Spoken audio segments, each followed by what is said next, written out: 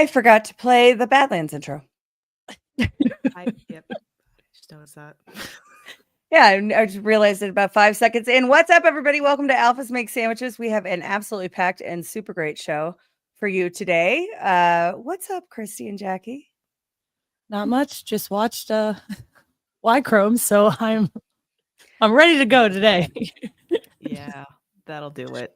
We actually just got back from traveling. We were in St. Louis for a wedding this past weekend, and we had a great time. Oh, congratulations to your bride and groom, and congratulations to Gary and Deb, Fat Chance and Whiskey Girl, who got married on Saturday night. I joined via Zoom. Nice. And yeah, it was beautiful. It was really fun. There was a moment where right as Deb is walking down the aisle, this leaf goes right in front of the camera. Oh no. We're all on the Zoom like, are we being punked? Like, you've got to be kidding me. But before they said their vows, the leaf problem went away, and it was a beautiful ceremony. And congratulations to Gary and best wishes to Deb. Looking forward to hopefully seeing you guys in Deadwood. And what else? Abby is not with us today. She's got some stuff going on. Everybody, we would appreciate sending up prayers for Abby and good vibes for Abby today. But she will be with me tonight on Culture of Change.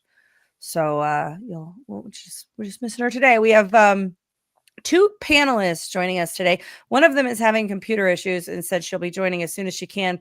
So we're going to go ahead and hear from our two amazing sponsors of today's show, and then we will bring on the panel and get started.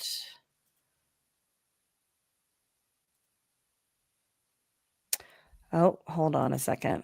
I thought that was I thought the video had Abby's voiceover. So give me 1 second to have the read.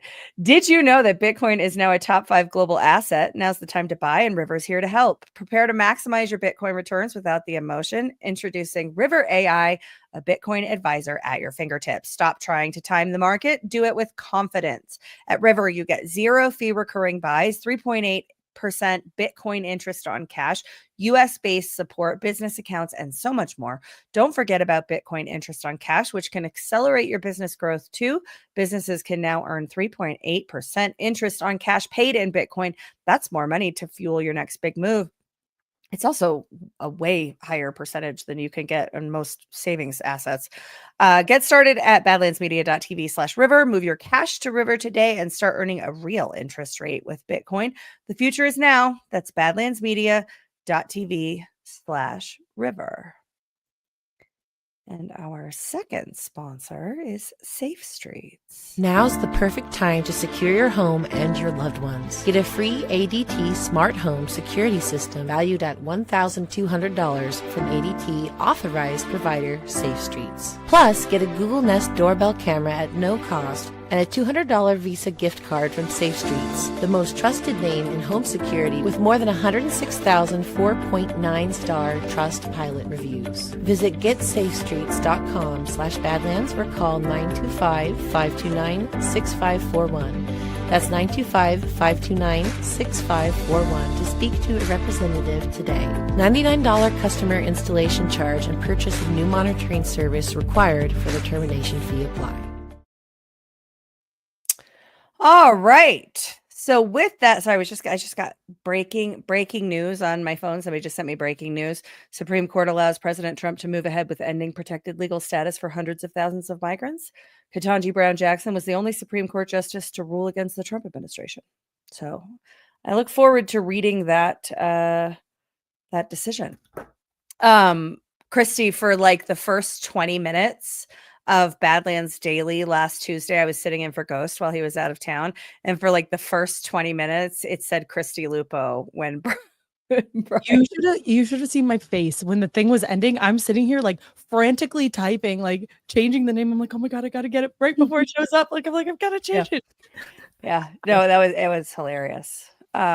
It might not have been a full 20 minutes, but it was still hilarious. And the way that history is going to tell the story is that it was 20 minutes. Let's bring on. So our second guest is still having some challenges. So we'll hopefully her segment is in the middle of the show. So hopefully we'll get that sorted and get her here before her segment comes up. But welcome to the show. She back by popular demand. A couple weeks ago, she was on the show, and she's back this week. What's up, Stephanie Casey? Welcome to the show. Hello. Thank you for having me back. I appreciate it. Yeah, I'm excited about this show. So we have a bunch of stuff to talk about. We're going to talk about scent memories and Instagram poses. We're also going to talk about sex camps for kids and the Diddy trial and what would you do if you were the devil? And then we'll revisit modesty. We have a lot of stuff to get through. So we're going to get started. And Jackie, you are up first. Yes. So on our way back from St. Louis this weekend, I was really just kind of like racking my brain for like a topic. And the topic that I kept like seeing come up on TikTok for me was how scent or like a specific scent brings you back to like a specific memory. So yeah, I have a video that kind of explains that history of it, and then we'll talk about it. And I think it'll be interesting to see what people say. So yeah, let's play the video. Here we go. Scent is registered to our long-term memory, and how you smell to other people is very important because people remember. I remembered the smell of my grandmother and her fragrance for years and years. I also remember who the smelliest kid in grade school was. I'll tell you a little bit about how it works. When scent enters your nose, it passes through an olfactory bulb. The olfactory bulb sends scent information to the brain. Now, the brain processes this information that deals with emotion, learning, and memory. The scent information goes into your long-term memory. Don't you remember that man's cologne that reminded you either of your dad or your grandfather? It's quite acute. Your personal scent does matter, and people do notice. But if it's clouded with poor hygiene, doesn't matter what scent you have on, it's not going to be pleasant. I feel like people always talk about a quick shower. I don't think there's such a thing as a quick shower. There's a checklist that you have to go. Don't cut it short. Remember, scent is in your long-term memory, and theirs too. Feel like it'll be a quiz now. I feel like what's this shower checklist? Right? I was confused by that. I may have to follow up with that next. All right. Head, shoulders, knees, and toes. Hold for processing because we have our fifth panelist, the incredible Holly at Altitude, also back by popular demand. My demand. I demanded she come on today and talk about Diddy. What's up, Holly? Welcome to the show. Oh, can you hear us? Can you hear us? Now I can. Yep. Oh, okay, good. Woo! Woo! All right, welcome to the show, Holly. All right, we're talking about scent memories. Ah. So I think this is probably better. Yeah, let's do that. Yeah. So All right, Jackie, go ahead. basically, I was just gonna ask the panelists: is there a specific scent that like brings back a memory for you? I know for me, it's probably not a good memory, but I always remember like the lady was saying in that video, that smelly kid in high school. And everyone like I was in band in high school. And so we would wear these like really heavy uniforms and people were sweating in Florida. So there was this one kid, he was tall and he was allergic to aluminum in the deodorant. So he couldn't wear aluminum deodorant. So poor guy was just like rank all the time. But yeah, that I remember. I think I still remember his name. I'm not going to dox him because that would not be unfair of me. Yeah, don't dox the smelly kid from your childhood. I hope he smells better now. Maybe the natural deodorant has upped its game and it actually works for him. I think it has. Brian's been using it for probably 6 months now, and he's like he hasn't had an issue at all. But 6 months are the 6 less hot months. So that's true. So we'll see in a month or so. Back in the day, I lived in Australia for a year, and there was a perfume that was really popular at the time. Like all the duty-free stores had it. I think it was, I can't remember what it was, but for at least a year after when I was home and I would smell that perfume, it would bring me right back to Australia and like key all these memories of like shopping or being in an airport. It was mostly in the duty-free shops, but it was kind of wild how strong of a reaction that smell brought back memories. Yeah. I have two. So when you put this in the chat, the first thing that I thought of, Jackie, was cucumber melon. Remember the Bath and Body Works cucumber melon line from the late 90s? It takes me back to the showers at my boarding school dorm. And if I smell, and that cucumber melon comes around. I remember when it was the Cocoa Beach Gart, Mo from Benson's Honey Farm was there, and she gave me a bar of soap, Benson's Honey soap, that was cucumber melon, and I grabbed the soap and I smell it, and I'm back in those dorms. Like that scent just dragged me right back there. The second one is there is a perfume, and I don't know what perfume it is, but it was in a restaurant, and I was very pregnant, and I was super reactive to smells, right? And there was this woman behind me in the restaurant. She was wearing this perfume, and we had to move because it was going to make me throw up. To this day, and I don't know what perfume it is, but to this day, when I smell that perfume, I'm back in that restaurant. It's crazy. Does it still make you nauseous? Yes. That's funny. Yeah. Well, I think what is it they say? You'll remember, how, you won't remember what people say or do. You'll remember how they make you feel. Same with scents. Mm-hmm. we've all been victimized by those Bath and Body Works perfumes, as well as those original Victoria's Secret ones. I can't even remember the names of them. Yes, But girl. I have one, and my friend got it for me for Christmas. It was like a little stocking stuffer, and I'm like, okay, I can use it. And I open it, I smell it. I'm like, nope, can't use it. Nope, got to put it back. Like that. It's just that smell. I don't remember exactly what it is, but it just gives me this feeling like, no, get it away from me. And the same, Very Sexy by Victoria's Secret, because Brian's sister, who's my best friend, she always used to spray it after she smoked cigarettes. And so it smells like cigarettes to me now. Like when I smell it, I'm like it smells like you're covering up cigarettes. And I think obviously it's in my brain, but it's just crazy. So I suffer from migraines, and one of my triggers is light. There's certain light things that happen if I go from dark to light really fast or whatever. I'll get a migraine, but also really strong smells are a trigger, especially perfume. And you can see it all over the internet. People who talk about migraines and what they do to try to avoid them or treat them and whatever. And strong smells are a huge trigger for migraines and cluster headaches. Yeah. My mom wore white shoulders when I was a kid, and sitting right here, I know exactly what that smells like. My grandmother used to wear, I think, Chloe. I think was one of the Chloe ones. I think it was like a rose one. And she can't wear it anymore because it like literally triggers her asthma, but like I can still smell it. Estee Lauder was my grandma. She had like all the collections. Love it. Just one more anecdote on the scent. I remember one of my girlfriends back in I'm trying to think of how old my kids were. Daniel was just born. So we're like 2010, 2011-ish. Her husband was indicted on white collar fraud. And, remember what happened to Roger Stones when they rolled up Roger? That happened to her. And I was there. She called me because she was at the hospital. She asked me to go pick up her kids as the FBI was raiding her house. And I look at my husband and I'm like, you're coming with me. I'm not doing that by myself. And it was, when we showed up, it was, vans and vans of guns and all this like massive, traumatic, situation. And for a while, her kids stayed at my house and she would come over and everything. So like a couple years later, she comes over and the smell of my house, it wasn't that it smelled bad. It was that the smell of my house had a trauma response for her.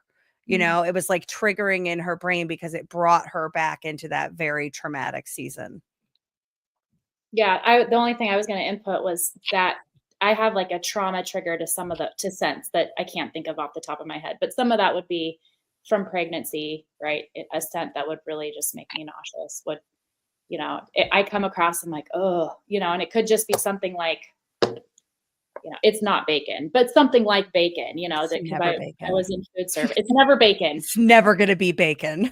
But I was in food service. So there are things that I was just like, So Oh, my brother. So my brother's a firefighter, and he just recently told me, in Florida, he was doing an accident recovery something, and there was mustard that exploded in their car. So he's like, I was literally like, he can't smell mustard anymore because it just like is trauma, just like trigger.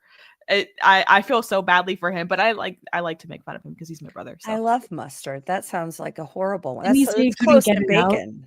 Of the uniform, like he couldn't get the smell out of his Like it was all in his boots and his like pants. He was like it reeked, and it still like kind of has a slight twinge to it, but he's like been to fires, so it's just kind of like masked the odor. But yeah, mustard is the trigger for him, that he's like, I can't be near mustard anymore.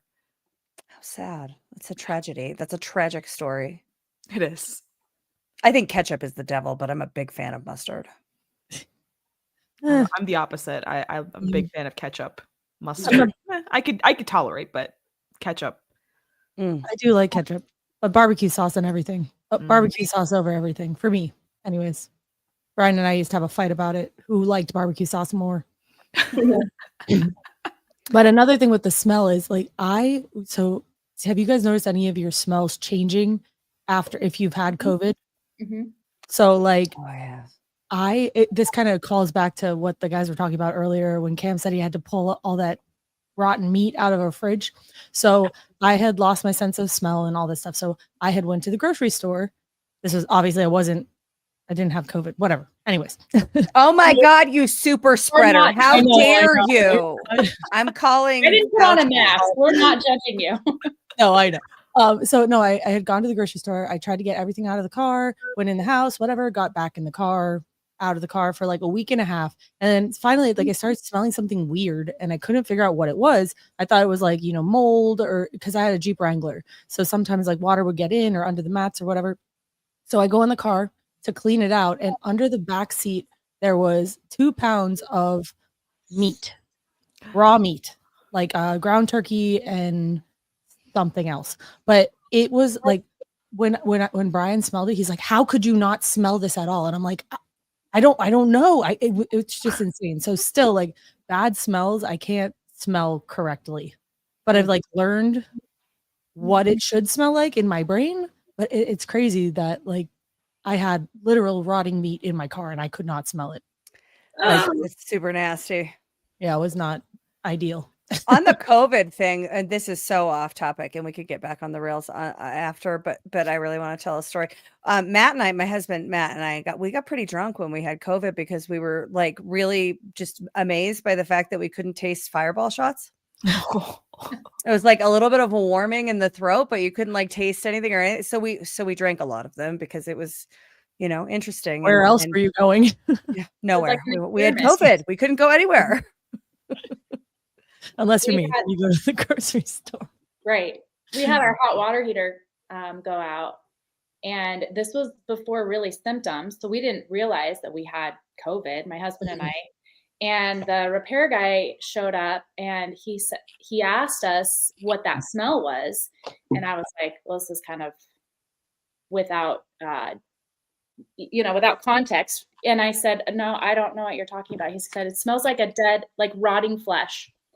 And apparently we had like something in the sewer coming out of the sewer. It was like rotten in front of our house, and neither one of us smelled it at all. And it was just, we were like, oh yeah, that's been a problem. Like we just kind of, we're trying to figure out now, like this was at the very, December. So like, the beginning, and I just thought, well, if I got COVID, wouldn't I have symptoms? Like I had just really didn't think about not having any smell before anything else. And sure enough, like we walked over to the sewer, couldn't smell it. Yeah. And it did take a long time to get our smell back. That's crazy. Yeah. Well, I'm still not convinced COVID is a real thing. Same. But we all have stories. Jackie, anything remaining on the scent topic? No, I think that was it. I think it was just a fun conversation to kind of lighten the mood before we get into some dark shit. Yeah, it's gonna get way darker. That was we're gonna end. We always try to end on a happy story on this show, but next up we have sex camps for kids. Fun. Sex Oh, camps. yeah. And I did notice a couple people in the chat were like, sex camps for kids. Yes, to recap, Colorado was putting on, not the state of Colorado, it was a Boulder Valley Health. Center, which is an abortion clinic. The local college up there was sponsoring a sex camp for children for 5th to 8th graders. I don't have the flyer in front of me, but they were getting into everything. They were for 2 weeks for 8 hours a day. You drop your kids off at 9, pick them up at 3:30. They're being taught all the things sex related. Yeah, we played those videos the last time Stephanie was on, which was 2 shows ago. I think, right? 2 shows ago. Yeah, and the videos of these white leftist women mostly gleeful about talking to kids about masturbation, teaching them how to use all the devices. They talked about using dental dams for oral sex, like with 5th through 8th graders. And we theorized, I think at the time of the last show, that the camp had been shut down. I think that happened before the show, but then it was understanding. like, really? But what is it really? Yeah. They still have not gotten back to me, despite phone calls and emails. So it's my strong belief that it is still going on based on some of the other information I can gather. There was a group, it's We the Parents podcast, and I think they're out of California, but they deal with the Moms for Liberty group in Colorado, so they have some linkage there. And one of those gals had called in at the beginning, had expressed some interest in signing her child up for the sex camp, and they assured her it was still going on. And you that's the timestamp you gave me, right? No, the timestamp is for my next. Okay. Yeah. So as far as like firm, I can't get Boulder Valley to confirm with me. But I don't know why they would cancel. I mean, they already had children registered. We played the video a couple weeks ago of their Q&A session they had via Zoom, and there were parents in attendance. So there's already interest. I don't know why they would cancel something that they've already got a group of kids, no matter how small the group of kids are, they just want to get their claws into our children. So I imagine that this is something that will still be going on, but I'll just in the background keep praying, and if I find a for sure answer, then I'll keep in touch with you ladies and let you know. Yeah, and just in Colorado, the other thing that's going on with the camps is that they've passed that transgender rights bill, which an implication or part of that bill is certifying transgender individuals, including children, as a protected class under the Colorado Anti-Discrimination Act, and all of the penalties associated with CADA, Colorado Anti-Discrimination Act, apply. So that's impacting regular camps. There's a camp called Idrahaji out here. It stands for I'd Rather Have Jesus. My kids went to that camp when they were smaller. And they're fighting back because now the legal landscape here has shifted such that you have to be affirming of gender identity in all of the institutions, churches, camps, schools, all of the things.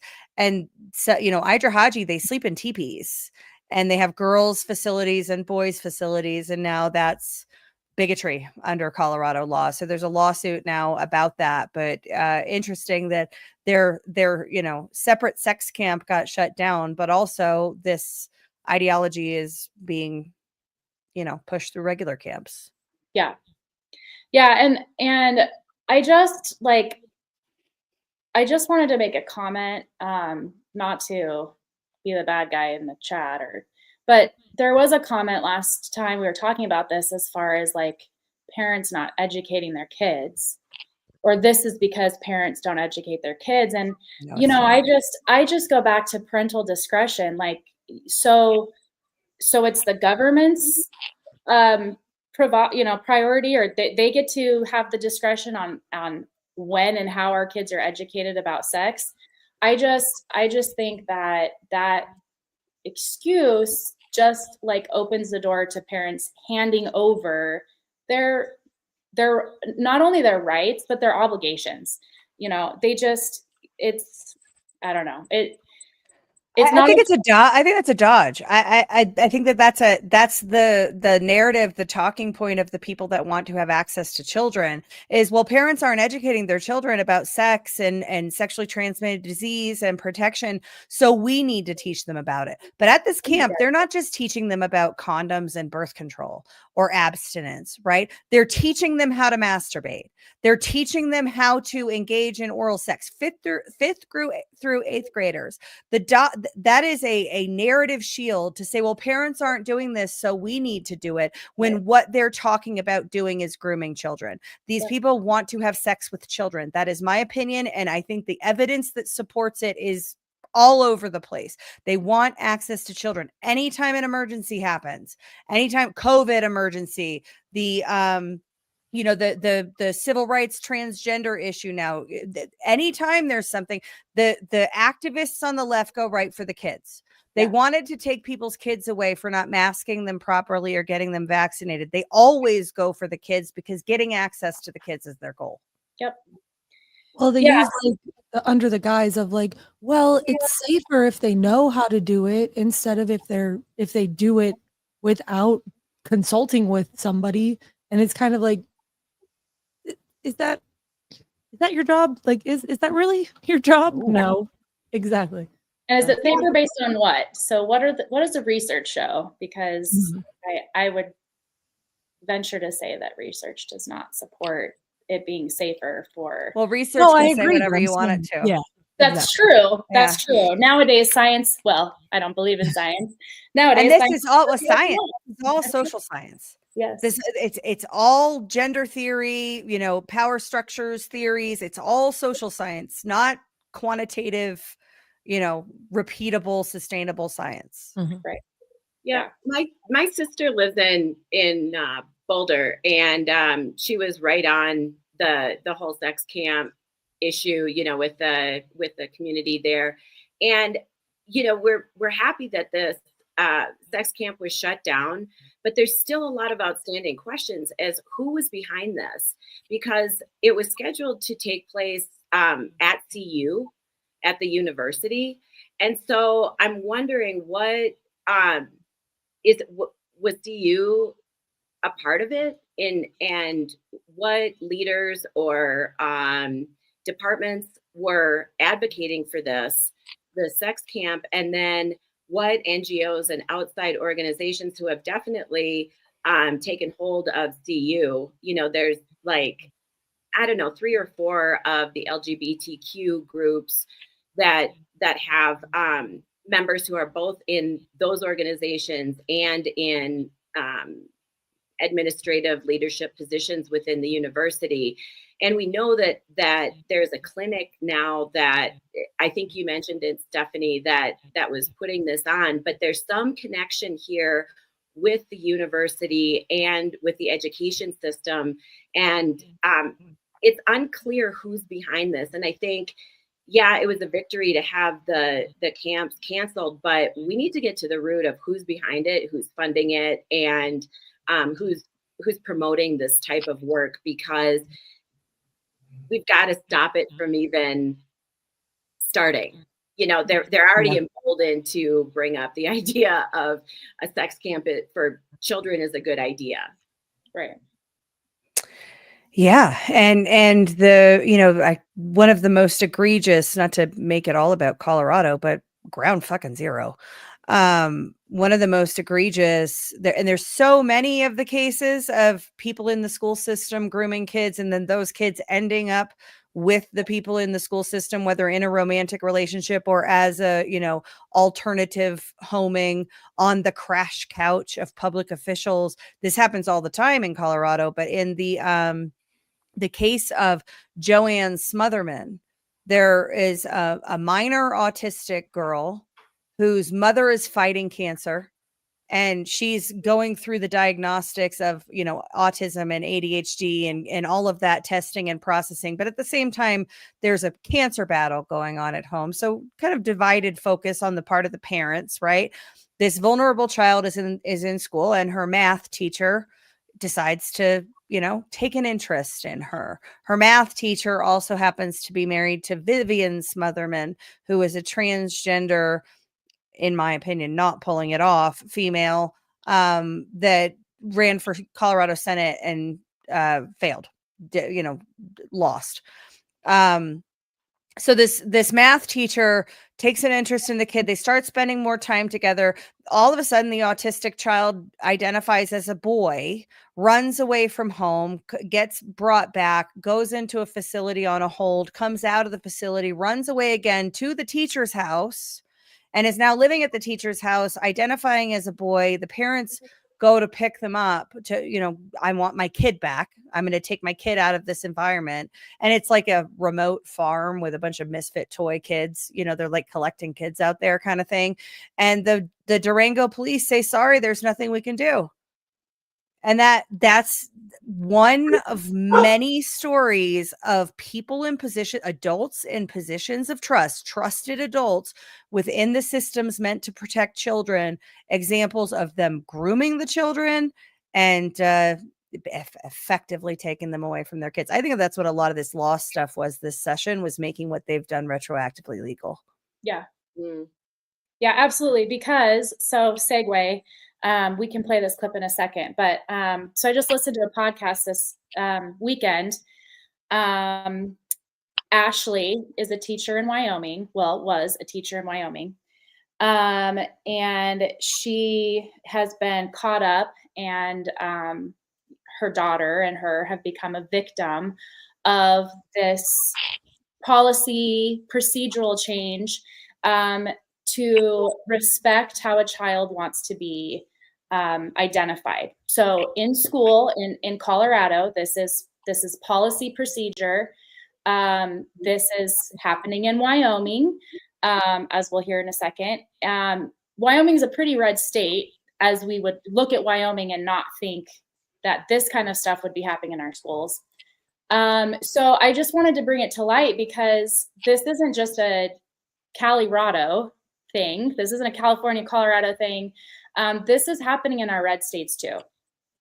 So she found out, this woman, Ashley here, found out, she worked in the school. She was a general education teacher. She found out during a conference that her daughter who was a sophomore in high school, was being identified by her choice as a boy in school. And the teachers at this table who found out who this lady was and the mother of this child grew really uncomfortable, and they were keeping it from her, you know, very secretive. She catches on about what's going on and immediately goes to the principal and has a conversation with them. And she's like, look, this is not okay. We have our daughter in counseling. She's going through stuff. And now you're going behind our backs and calling her this other name she prefers, calling her. Are you explaining the whole video right now? Is this what we're about to watch? Oh, you're setting it up. Okay. Just setting it up. Yeah. So what we're going to listen to is her. This is how she found out that policy procedure has been changed in the school to protect how a child wants to be referred to, and what's going on with the teachers and the school system to hide from the parents what's going on. So you can go ahead and cue it up. Yeah. Beginning of the 22-23 school year, I was in a teacher training for back to school week, and there was a new policy in the policy manual called the preferred and chosen name procedure. And basically it said that if a student comes to you and asks to be called by a different name or different pronouns, that you will honor that and you are not required to report it to anybody. And this goes all the way down to kindergarten. And I was furious, but immediately I reached out to the principal and I told him, I said, this doesn't affect us because we had a conversation we had agreed on communication. And he told me, he says, no, this changes everything. If she asks me to lie to you, I will. And so then I went to the superintendent, and she kind of hem-hawed around things. I reiterated, I said, this is what you said, this is what we agreed on. And she said, well, my notes say, and I said, no, this is what we talked about. And again, she went in with, she said it twice. She said, well, my notes say. And then at that point, I just said, well, I recorded the conversation. And so then she just got upset. And at that point, I had exhausted everything. I had called board members and spoke with board members. They had no idea this policy was in place. They are referring to it as a procedure now. Right. But they had no idea. It just popped up. It was the lawyers and HR and the superintendent and whoever else involved in creating this. And they were claiming that it was mandated by Biden's Title IX changes. And that there was nothing they could do. It was the law, and it's what they needed to do. They weren't even telling parents, informing anybody. And so I asked her on that same phone call, I said, well, taking aside all of this, as a parent, I want to know when you're going to hold a meeting and inform parents of this new policy. And she just got angry. So unless the parents knew, unless the parents went through and read everything in the student handbook at the beginning of the year, the parent handout packets, the parents weren't even made aware that this new policy there was nothing sent out to the public.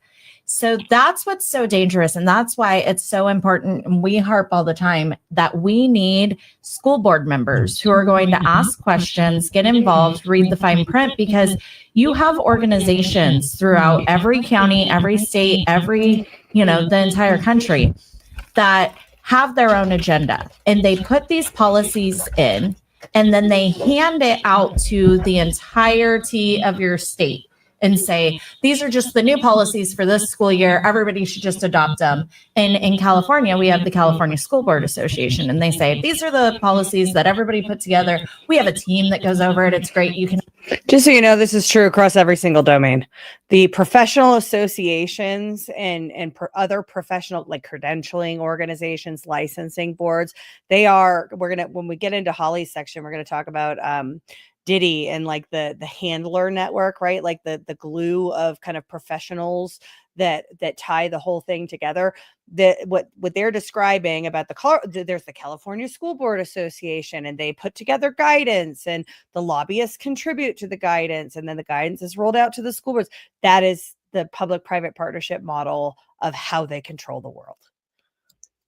Do you want to keep going with this? Yeah, let's just finish there, because Ashley will just confirm that there is no notice to the parents and that they don't have an intention. Okay. It's best just rubber stamp everything. And when you have board members that just rubber stamp everything, then that's what happens. You make a phone call and say, this situation just happened. How am I? And I mean, your situation's so unique. How am I, as a employee of the district that you're in charge of, and as a parent in this district, being kept out of the loop? Yours is twofold. It's even stronger. But when we have board members whose response is, well, I didn't know anything about that, that's where we need to make sure that across the entire country, we have board members who are willing to ask the questions. What is this policy? Why are we approving it? What is the fine print? How does this affect parents? Did I hear you say that they sort of created this as a administrative regulation and did not go through the board, or was it something like Leslie's talking about? Yeah. Okay. No, they created this. They sat down with the lawyers, they put it together, and they put it in the employee stuff. It was not printed in anything that parents could access. So this, when I spoke with the one board member I spoke with, he left and ran for a different position here locally, but he had no idea. So no notice to the parents. No notice, no intention to notify the parents.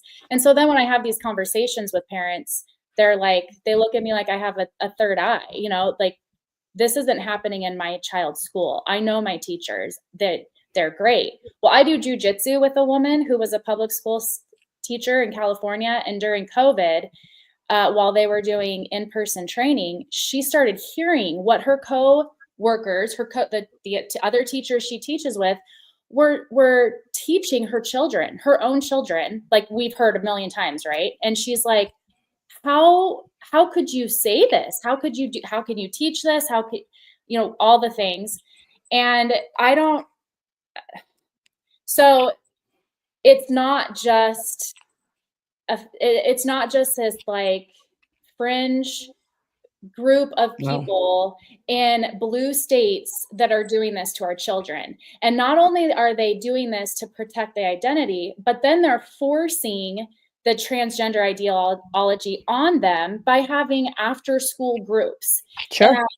And even forcing another story. Sorry. I have a big dog too. Yeah, no, well, I'll tell you, Stephanie. It's and I'm gonna just mute you while they're barking. Come off mute if they stop barking. The UN Sustainable Development Goal number 5 is gender equity. I think gender equality, gender equity, and all of the trans stuff is baked into that. That happens at the global level. It's then handed to the World Economic Forum and all of their partners to bake into the service offerings and educational curriculums across all of the different domains, and delivered through things like the International Baccalaureate program and other programs that embrace all of these global standards. And then that's how it shows up in your classroom. It's not just a fringe ideology with a few teachers that are doing bad things in school. It is the underlying substance of the curriculum. And thanks, Christy. That's a perfect example. Hold it up again. Yeah, it's in the schools. It's in the books that they're being taught. It's in the books that they're given access to read. And there's egregious examples, like we talked about, of teachers crossing a line, right? I think the whole thing is crossing a line, but teachers crossing a line with students. But the after school clubs and the professional associations, that's part of the design. It's part of the plan.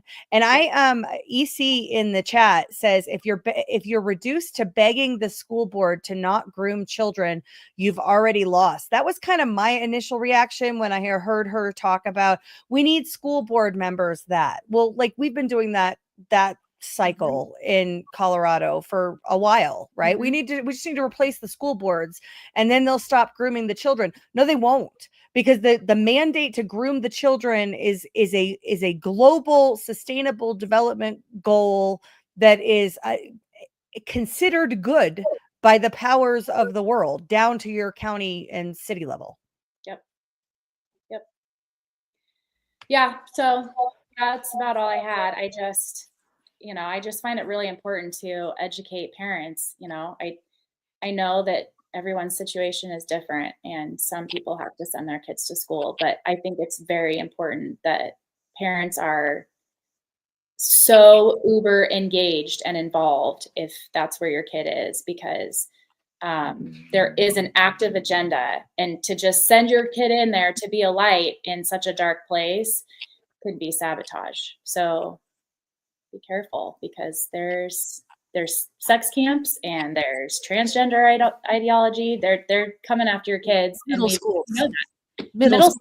Yeah. And elementary schools. Yeah. I mean, what is it? Genderqueer, I think was the name of that one book that shows how to give blowjobs, and that's an elementary school. This one describes how to upload a picture of yourself to a sex app to like Grindr or something. Like, it literally explains to you how to meet up with these people. And this is not marketed to people my age. It's marketed to little kids. Like, it's crazy. Like,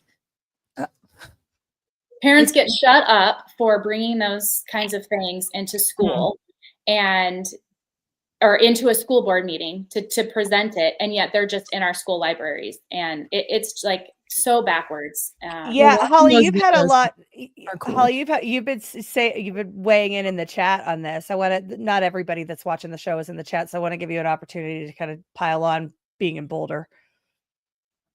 Oh yeah, in Boulder, I have a niece who's in grade school, and it's interesting how they infiltrate. It's not just sex education and all this stuff. It's also the CRT, and it's infiltrated into so much of the homework and the worksheets and exercises that the kids do in school. My niece told me, I just saw her yesterday. I just was talking to her about what she was learning at school, and her teacher literally had the class fill out this worksheet that had these open-ended questions, and one was, if I were Black, I would do ... If I were white, I would do ... If I were a boy, I would do ... elderly ... And basically it was baiting these kids into obviously racist answers. I mean, what would you possibly say as a grade school kid to if I were Black? I mean, they don't even know who they are yet. And if I were Chinese, I mean, it's wild how I don't know what exactly they were trying to shroud these answers in. Is it critical thinking? Is it, teaching them empathy, understanding somebody else's point of view? But it was absolutely shocking to see that. And, we sat around the dinner table and we're like, okay, so present your answers. What did you say? And, she was just so innocent and such a, earnest kid. She said, if I were Chinese, she's like, I'd eat all the great food. If I were Mexican, I would eat great food. I mean, they're so innocent, but yet they're getting a hold of them and permeating their thought patterns. And, you also wonder what these teachers are tracking, like what kind of a household do you come from? What are you learning at home? What are you not, is our CRT successful? They can use these experiments to,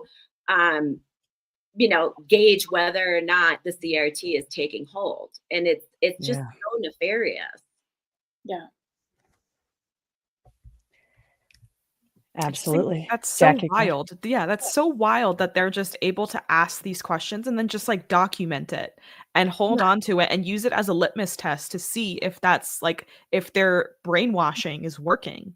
Yeah. I mean, I can't understand why else they would ask those questions. Right. I mean, it's kind of like, okay, is the group thing taking hold? And, you can just imagine as a grade schooler, this is all supposed to be anonymous, but all the kids know who writes what answers. Right. You know what I mean? Like there's no anonymity there.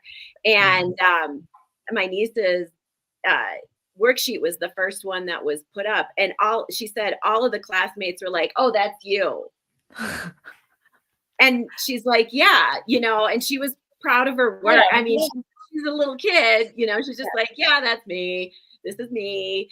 And, it's wild to see, if anybody were to put up, a controversial answer, the whole group would know. Yeah. It's to get that group discipline, that herd mentality really seeped into how you look at each other, how you evaluate your friends and who's in, who's out.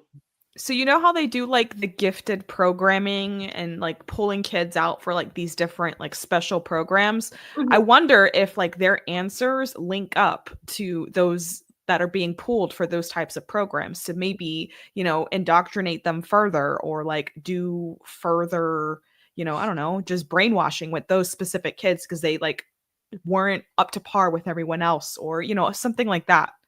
Mm-hmm. Yeah, you wonder, and so the sisters and brothers who had gone through the same system, one is in college now and one is in high school. And we were talking about books that they had to read, and literally the only classic book that was read in junior high was Of Mice and Men. The rest of them were all modern books. There were no classics. I said, did you Yeah. read Dostoevsky? Did you read, you know, Moby Dick, Count of Monte Cristo. yeah, Yeah. like any of these types of books? And they all just were like, no, we just read. Genderqueer, and this book is gay. Well, you gotta look at what's banned. You gotta look at the list of what's banned, because things like 1984 is banned.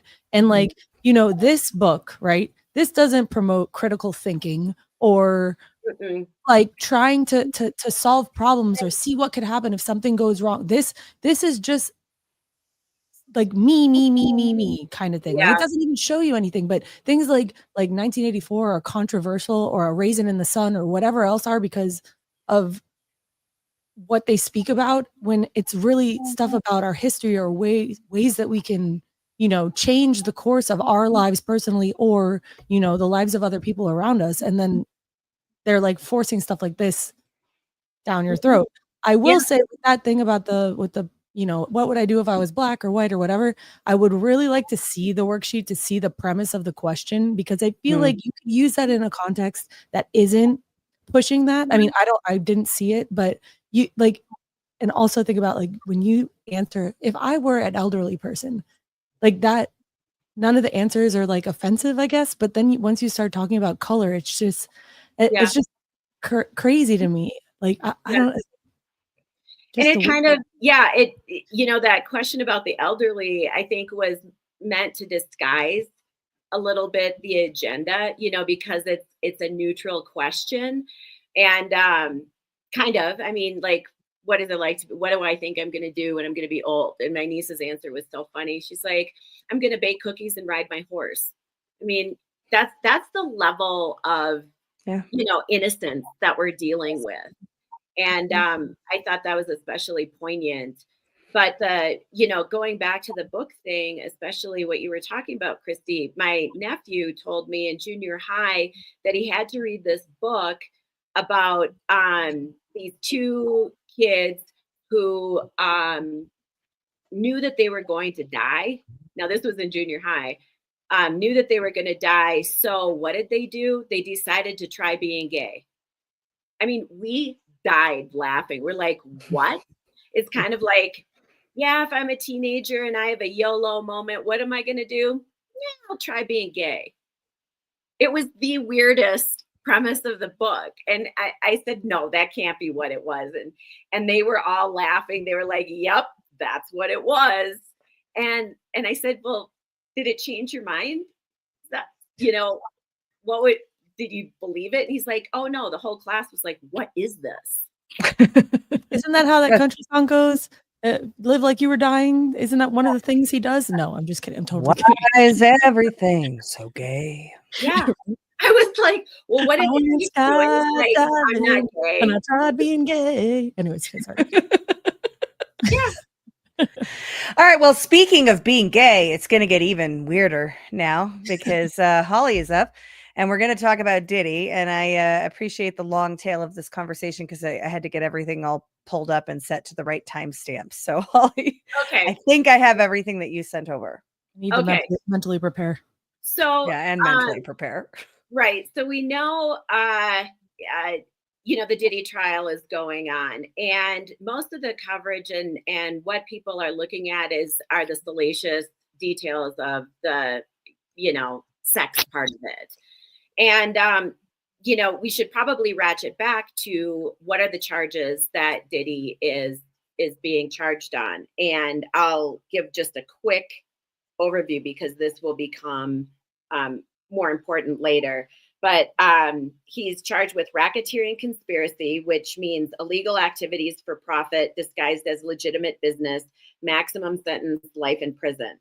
Sex trafficking by force, fraud, or coercion, coercing individuals into commercial sex acts, mandatory minimum of 15 years, maximum of life. Transportation to engage in prostitution, 2 counts. Facilitating interstate prostitution, each count carries a maximum of 10 years. And number 4 is forced labor. compelling labor through threats or coercion, maximum life in prison. Combs has pleaded not guilty to all charges. So, as this, everybody's looking at these charges, and covering the day-to-day court transcripts and live tweeting. There's one guy who's live tweeting from the courtroom. But what we're all missing from this Diddy trial is what's really at stake here. What is the real issue behind Diddy, and why are so many power players interested in making sure that it's only Diddy who takes the fall for all of this? Because there's a woman named Jaguar Wright, and she's grown up in the music industry, very talented woman, talented family.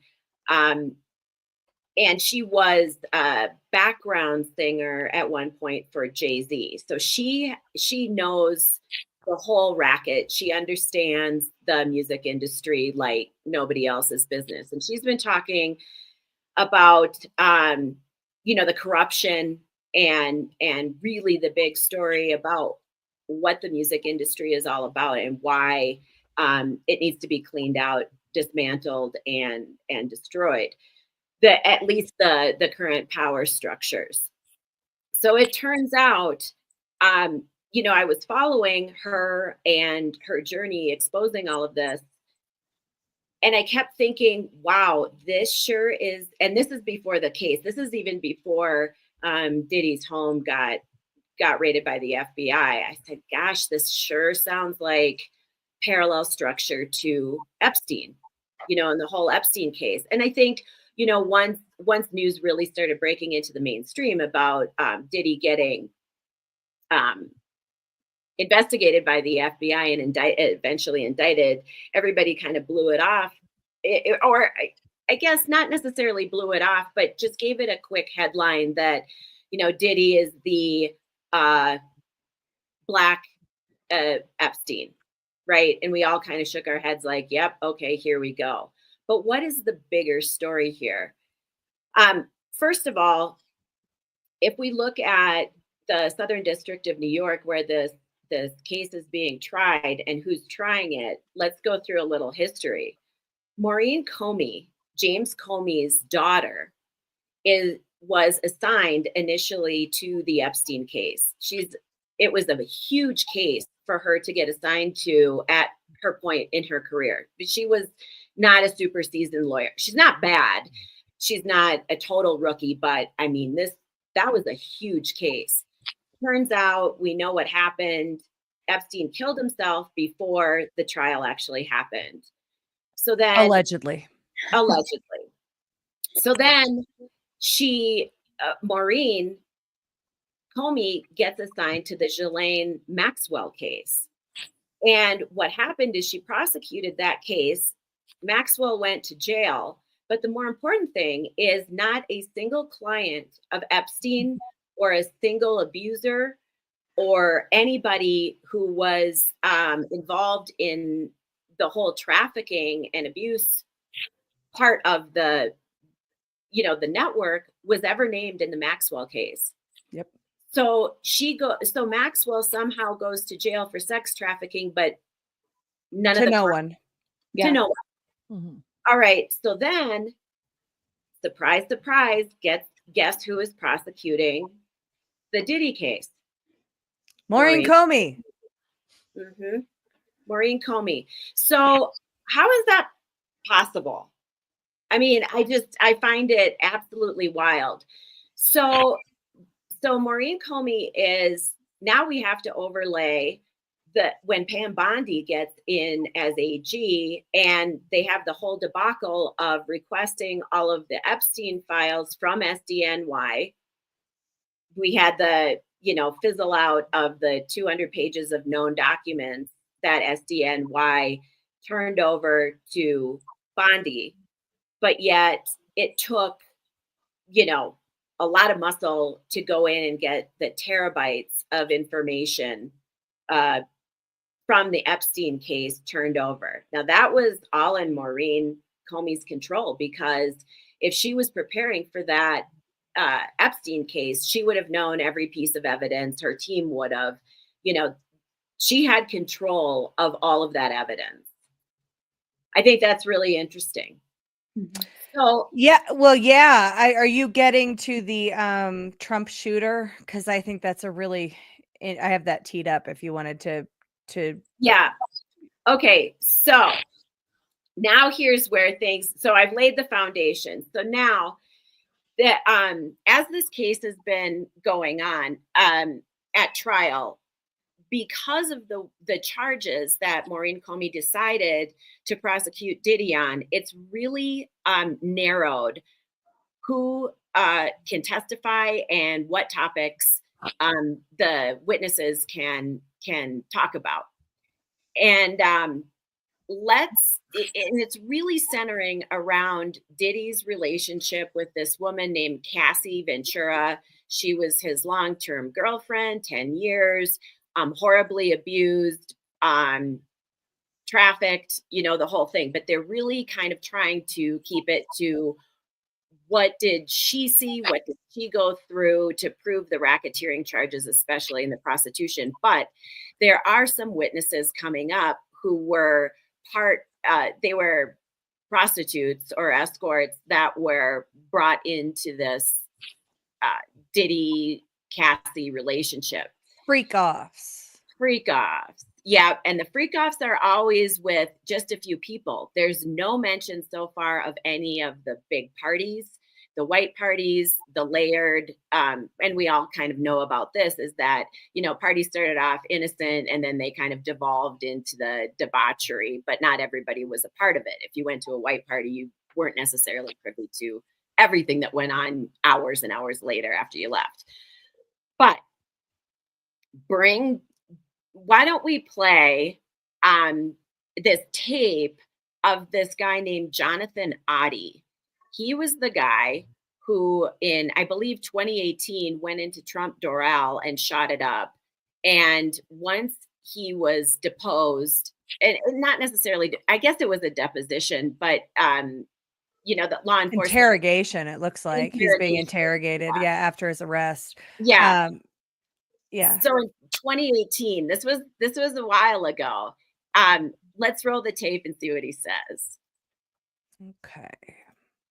To President Trump's club in Miami, Trump Doral, and he shot up the chandelier. And he did this to send a message. He said in the police interrogation video after this incident, Just in case anybody's wondering, I will ask for forgiveness from John for playing Benny on the network, that he was Diddy's sex slave, and everyone just laughed him off. And I was like, what are you talking about? Then it turns out that there's proof of Diddy paying this man a $5 million NDA, something you don't pay to somebody unless, well, you were their sex slave. Former porn star who engaged in shootout with cops after storming the lobby of Trump's National Golf Club in Doral was identified in court as someone Sean Diddy Combs allegedly hired for sexual encounters multiple times in Miami. Jonathan Odie, who at the time was just totally written off as a crazy man and a crackpot, is now being identified in court by Cassie as a man who Diddy paid to have sex with her. After his arrest, he claimed he was kept as a sex slave by Combs, but he claims a lot of other things too that we're going to jump into here, which is insane. Okay. But here's what I think is the most powerful and important to note. Jonathan Odie, and we've reviewed his entire interrogation video, which is public. While there is a bit of rambling in there, he exposes some absolutely I had sex with Cassie and Sean. So I'm just jumping because I thought I had it teed up to the right spot, but I want to actually play his video. So this is Jonathan Odie, who was arrested for shooting up Trump Doral. And I remember, you guys remember when this came down, right? Everybody was like, holy crap, he's talking about all this Diddy stuff. And, there's rumors, and I don't think there had been arrests at that point, but maybe the civil stuff had been filed and alleged with Cassie at that point.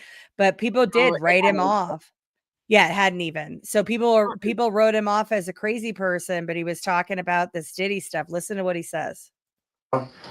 Basically, he would masturbate, tell me what to do with Cassie. I had like 15 encounters. So he describes how he was paid by Diddy to have sex with his girlfriend, and this happened about 15 times, and he was paid about $1,000 per session, and that he filmed these sessions, This is what he was describing in 2018.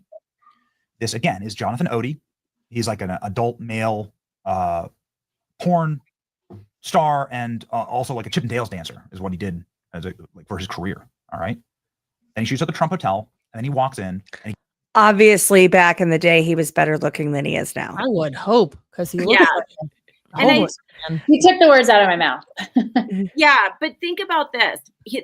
These freak offs, what Odie was talking about, this happened over a decade ago. And I think it was his presentation now. He's been in prison for quite a while.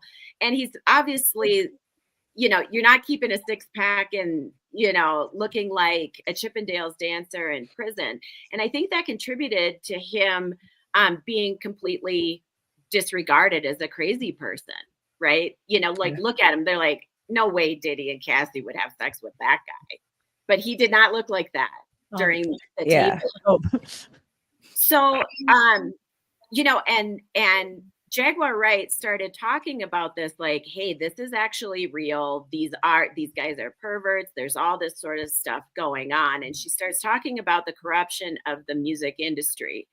And what people don't really realize is there's this massive push from these players who aren't necessarily named to keep this Diddy case on the train tracks to make sure Diddy takes the fall and there's no exposure for anybody else. Now, if you overlay that with the Epstein case and what happened there, Maureen Comey is trying all of these people, it starts getting really interesting because you're like, well, wait a minute, how is this all working out? So Ash, maybe we want to play Big CC's. I got it right here. Okay. So excellent transition. Go ahead and set it up. Transition. So this was on Piers Morgan 3 days ago. And if you don't know who Big CC is, he's been in this industry for a long time. He works security. And so he knows, he goes back in the history with, like going back to, I don't think he was contemporaries with Tupac and Biggie, but, he was in that type of mix. So let's play his tape. Why would Diddy want to poison Jamie Foxx? If you know that you have, just to give some insight to people watching, when you come under federal investigation, they send you a target letter. You get informed that you're being investigated. So if you wanted to tie up loose ends and you were concerned that people that you knew could incriminate you, you may have interest in eliminating them. We've seen this all throughout history. This sounds kind of mafioso stuff, but I sense that you're talking from a lot of experience here, that you genuinely believe this is a highly dangerous situation involving a highly dangerous man with very dangerous people acting on his behalf, potentially.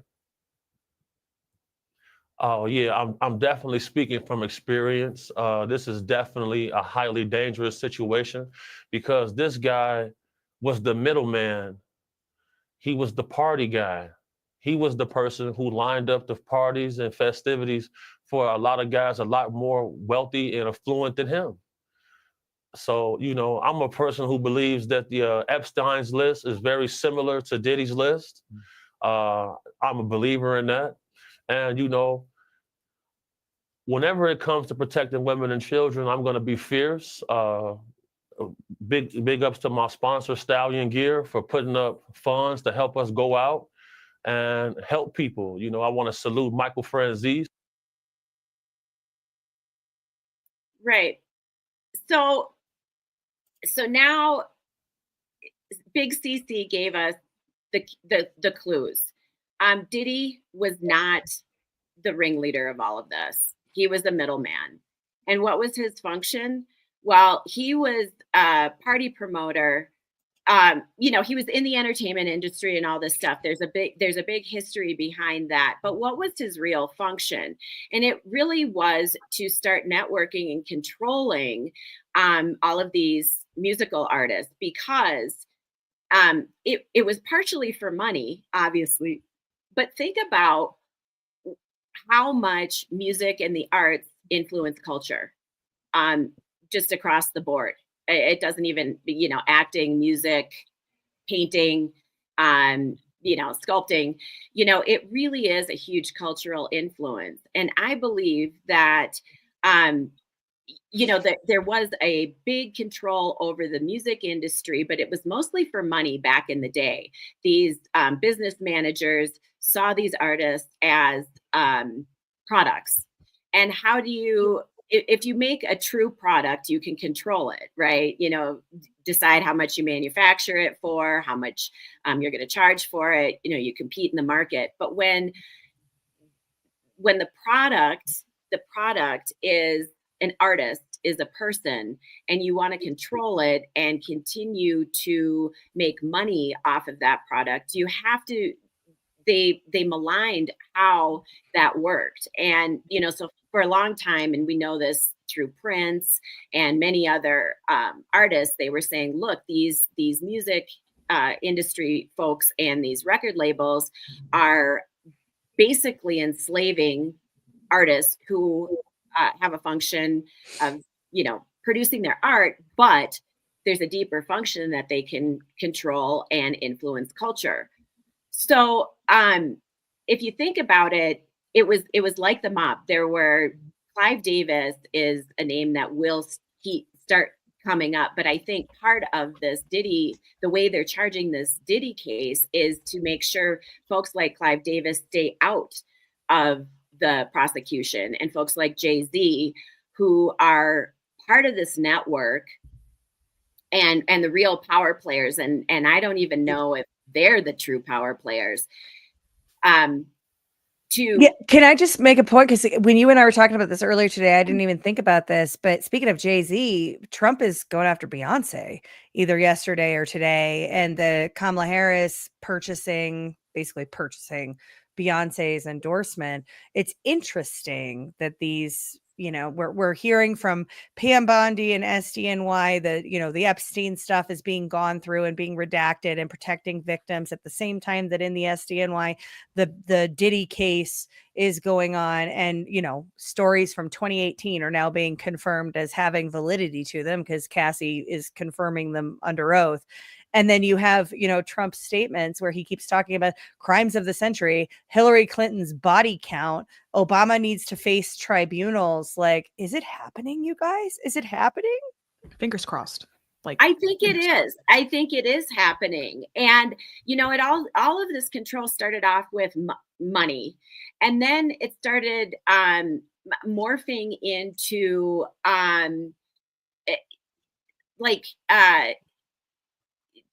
to further control a population. And so if we look back, we can look at the, early days of hip hop. I know that I don't have a very great total timeline and understanding of what this all is, but I'll just start looking back at Tupac and Biggie. That was a big cultural moment that everybody knew about, that, these two up and coming stars got murdered, blah, blah, blah, blah, blah. Why did they get murdered?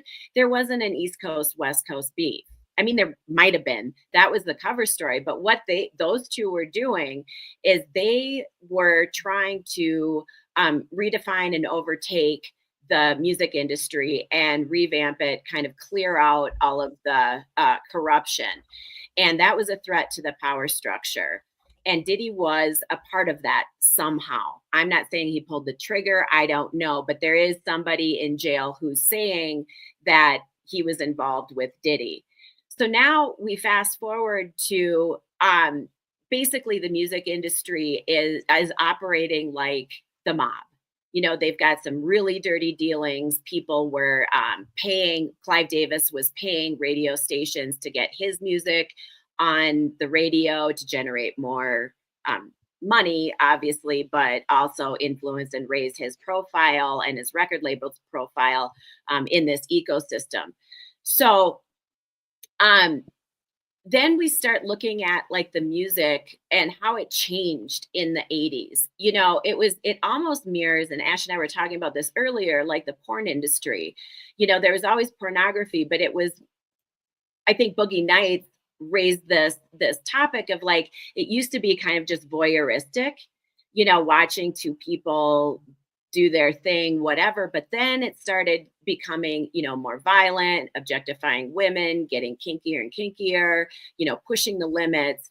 And that kind of parallels what happened at the same time with the music industry. It used to be songs about love, making it, you know, off the streets, you know, overcoming hardship, family, you know, that they were more, you know, universal type of themes, you know, emotional themes that were coming through in the music. And then all of a sudden in the 80s, it started changing to glamorizing thug life, you know, violence, weapons, you know, I'm going to run the streets, you know, I'm going to make it. I've got my chains and all this kind of stuff. I've got my gang. And if you bitches and hoes too, Holly, don't forget the bitches and hoes. Yeah. But it's paralleling, you know, that general timeline of what was happening in the porn industry as well. So now you start looking at, well, why would this happen? What is the purpose of this? And I believe that it was meant to influence culture and to control a group of people, especially folks who generally live in cities and urban areas. Not necessarily to say it was all Black, but majorly Black communities. And now if we think about what happened in the 80s, then we have the wave, the crack epidemic that really, really hit Black communities hard, urban communities really hard, pretty much decimated them. And it started breaking up, I mean, severely breaking up Black families and incarcerating just generations of young Black men, taking them out of the role of breadwinner, straightening out their act, father, husband, you know, really destroying that family notion and community, family and community network. And so now we think about, well, why would that happen? Why would the government, and we know the government had something to do with the crack epidemic, but why would this be happening? And you start thinking about, we'll go back to the music industry. Since they were operating like a cartel or, you know, a mob, the goal of the mob is always to make it legitimate. You know, they start off with crime, organized crime, but their goal is to like transfer over or diversify into legitimate business. So they're not always fearing getting incarcerated. You know, their network isn't always going to like in Ozark when they're trying to get into gambling so that they can launder their money legally, basically. Exactly. And one of the industries that started popping up, especially in the Clinton area, was prisons for profit. And that was a quote unquote legitimate business. And if you think about the potential money in prison for profit type of construct, it's government money. And at that point, it's endless. You know, everybody is tough on crime. We're going to fund more prisons, blah, blah, blah, blah, blah. And the only way that prison for profit is going to work is if you have a lot of prisoners. So what do? You influence the culture of a population that you want to see in those prison systems. But what were these for-profit prisons really delivering? Cheap labor. Yep. They were using these, they were not only getting government funding, but they were double dipping, making money off of cheap labor with, yep, there you go. The cheap labor. So that starts opening up business networks. So what was happening is Clive Davis introduced with Jeffrey Epstein. I believe he was involved in this as well. There were other players, but those are just names that I remember. They pulled in a whole bunch of people from the entertainment industry and from government, or not the entertainment industry as a whole. I would say it's more like the music industry as a whole, to say, invest here. invest in these for-profit prisons, and we're going to use our cultural muscle to fill these prisons. Now, this sounds really wacky. I mean, it sounds just way off the wall, but now think about Kamala Harris. Early in her career, she went to Howard. I'm not sure if she overlapped with Diddy. Diddy was at Howard, but then he dropped out to go work for Clive Davis and get into the New York music scene.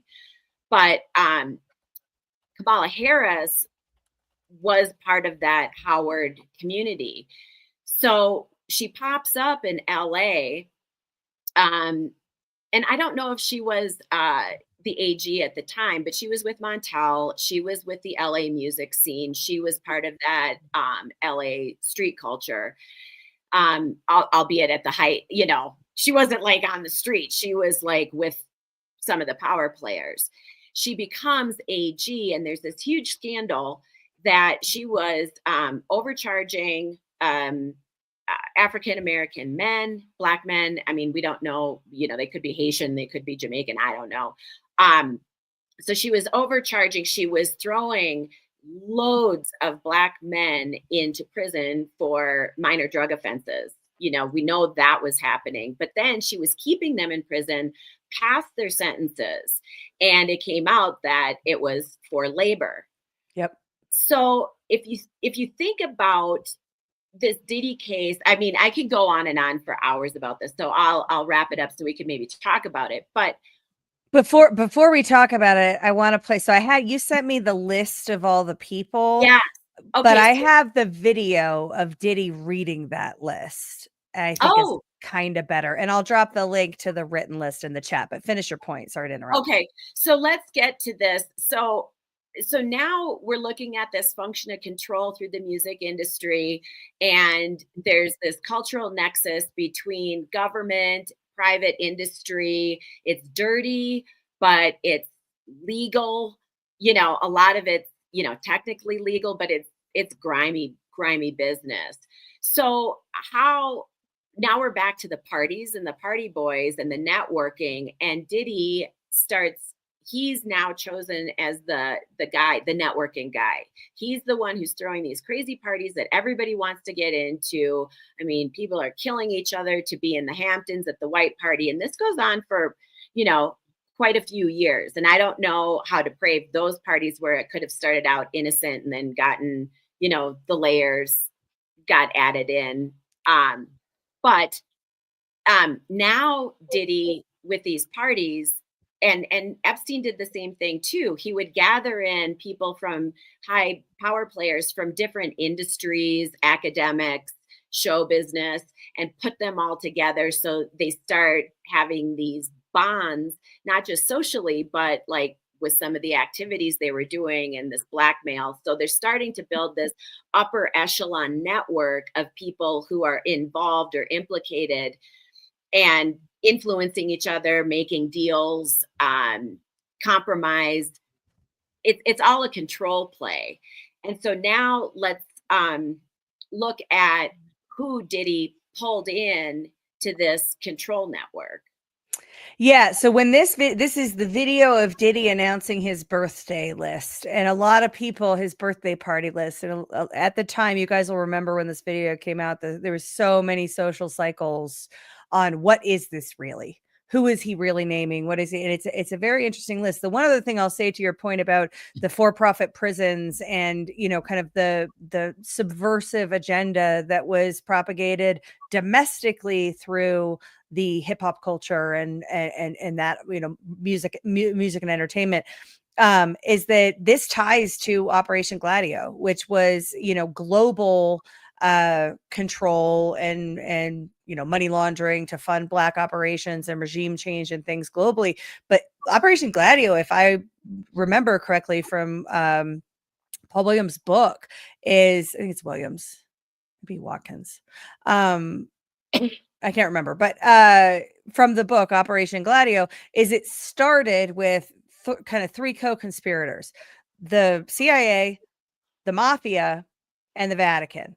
And a key part of what they were doing early on was flooding inner cities with drugs. And that's where the crack, a decade and a half, 2 decades later, where the crack epidemic and everything came out. But it's not the foreign agenda of that it's complementary to the domestic agenda of putting a hell of a lot more people in prison for cheap labor and destroying the Black family and removing fathers from the home and getting entire multiple generations addicted to synthetic drugs. That was all. We don't hate these people enough is what I'm getting at. But let's I'm going to speed this up to we'll go 1.25 just because it's a 3-minute video, but everybody should remember this was quite the cycle on socials when it came out. Will Smith. Alicia Keys. Justin Bieber. Kevin Hart. Mark Wahlberg. Snoop. DJ Khaled. Swiss Beats. Kelly Rowland. Chris Brown. Issa Rae. Sierra. Janelle Monáe. Yeah, that's my sis right there. Lizzo. Megan Thee Stallion. J. Dilla. Naomi Campbell. That's your auntie. That's your auntie.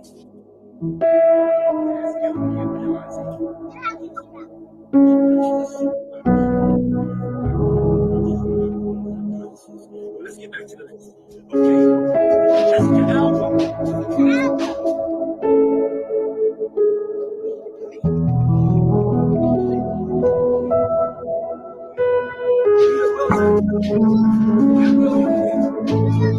Dwayne Wade. Usher. Demi Lovato.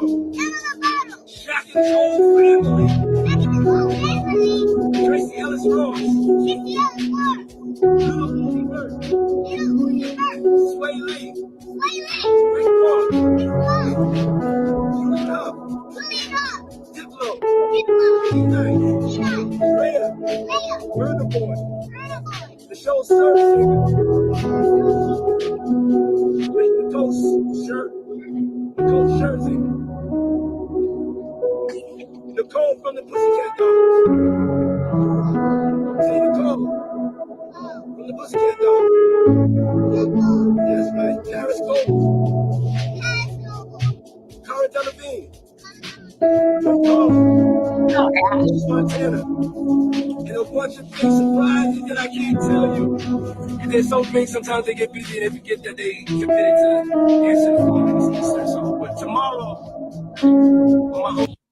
They get so big sometimes they forget what they committed to. Is that what he just said? I don't know. All I heard was the sad puppy music. Yeah, it was hard. It was hard to hear the names over that. I put the list. So there's a whole lot more names than that. There's royalty, politicians, and we can go through that. I put the link and pinned it in the chat so people can see the list of people that are confirmed as being at Diddy parties. Yeah, and you would expect to see all of those major entertainers on the list, but where things get more interesting for this discussion is Barack Obama, Michelle Obama, Al Sharpton, Jesse Jackson, Andrew Cuomo, Cory Booker, Bill Clinton, Hillary Clinton, Stacey Abrams, Kamala Harris, Charlie Rangel, he's a former U.S. congressman, Maxine Waters, Rahm Emanuel, Michael Bloomberg, Eric Adams, John Kerry, AOC. So now you start seeing, if you look at like the power players in the Democrat party, either they're in the system or outside of the system, and the royalty is, kind of what you'd expect, Prince Harry and, Princess Beatrice and all these people. But I think what's more interesting is the clear link to the Black power structure in the Democrat Party, the liberal wing and the big influencers there. And so, while this sounds super wackadoo, maybe I'm pulling, the leaps between my data points seem pretty big. And it's true. I would consider this presentation more like we're not looking in the right spots. We're not looking at the right things. There's more to know, but here's where to look. Here is where we really should be looking at this. Here's the real landscape of the power players, and how these politicians, business, the lawyers, the handlers, and the government all come together to control a segment of the population, a large, valuable segment of the population, to extract value from them in a number of ways, and how to get people, in a vulnerable position, whether it's getting people dependent on the government because there's, employment issue, there's not meaningful employment anymore because America's been hollowed out, with our manufacturing and other services. Where is this really going? And I'll just end before our discussion is that now you can see why Diddy's case is being managed and handled, if we believe my, working theory, why they don't want more people named in this particular case. I believe the good news is that because Cassie kicked off this whole Diddy prosecution with her civil suit, that's given so many more people who have been affected by this network of people, whether they're assistants, staff, security, artists, business people, folks who have come in contact with this network and kind of gotten sucked in and manipulated by it. They're going to start filing. I think there's, the last I heard, there were over 30 civil lawsuits. And then there's Tony Busby, the lawyer who said that out of Texas, who said that he has something like 100 or more victims who are filing civil suits. And some of those will crumble, obviously, but some of them won't. And I think that's where we're going to start getting the names and more clarity on the events and the network and what's happening at the parties, how the whole network works together and who's involved in the network through. And so hopefully those civil suits will kick off, again, criminal investigations to really bring this whole thing down. From your mouth to God's ears. Any other reactions? It's going to get darker after this, guys, so just bear with us. Yeah, the sex is part of it, but it's not the real story. That's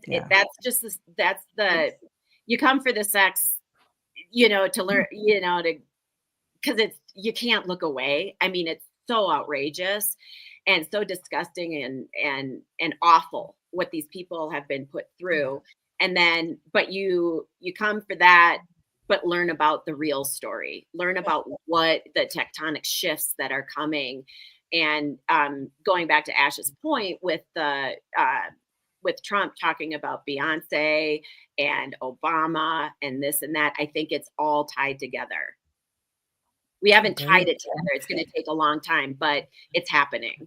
But we do see, going back to the Obama years and, Clinton's run in 2016, we saw Diddy as a power player at some points, even making demands on to Democrats. We have, this example here. Obama shortchanged the Black community, warns Clinton she must earn African-American votes. I mean, he's filmed with her a whole bunch of times, right? Vote or die, get out there. Like he was an operative for them, but also had some power in that dynamic where you have to wonder where that comes from. If he's, just a music industry mogul. Yeah. And I think, Diddy got pretty big for his britches. He started feeling like, he was the guy, even though he wasn't the guy. He was, a player, big player. Yeah. But, I think there were some realizations within that network of, you're not the boss of me anymore. And so they definitely had to get Diddy out of the picture. Yeah. So with all of that, entire body of going back to Operation Gladio in the 1950s through, the urbanization push and degradation of the Black family, destruction of the Black family, and all of those things through the 80s and 90s. Christy, you're up next. So you brought this next story. Do you want to tee this up or should we just play it? Well, I kind of stumbled across it and then I kind of went into seeing if it were true. And I think we all kind of did it. So I guess we should just let's hear what she has to say. And then we'll show what you and Jackie came up with as well. But here we go. If you were the devil, how would you destroy the young minds of the next generation without them even knowing it? If I were the devil, I wouldn't come with violence. I'd come with convenience. I'd give them everything they wanted and strip them of everything they needed. I'd make them feel connected, but completely alone, endlessly entertained, but quietly empty. I'd blur the lines between truth and opinion until nothing meant anything. I'd teach them to chase dopamine, not purpose, to worship self, but loathe who they are. I wouldn't destroy them with war. I'd destroy them with apathy. I'd keep them distracted, numb, scrolling, always scrolling. I'd dismantle the family by redefining it, make fathers optional, mothers exhausted, and children confused. I'd hand them a phone before they could speak in full sentences, and I'd watch their minds rot slowly, sweetly, silently. And the most brilliant part, they'd never know it was me. They'd call it freedom. So that I saw that, and I haven't ever really used, Grok or any of these chat GPT things. And I was like, I have to see if this is just some fake crap that they just came up with. So I asked the question, and the way it first answered, it seemed like a lot of people were kind of already asking this question. So it said something along the lines of oh, well, we don't really want to think about stuff like that. That's not happening right now. So, these are things that, that are happening right now that we know about. And I'm like, no, I want you to tell me from the devil's perspective. And then I got it. So there's a video, a screen recording of. Is this one yours or is this one Jackie's? Because there's two, but they're not named. I don't know. I think that one was mine. The one where I type and I spell wrong is mine. All right, so this is yours. Yes.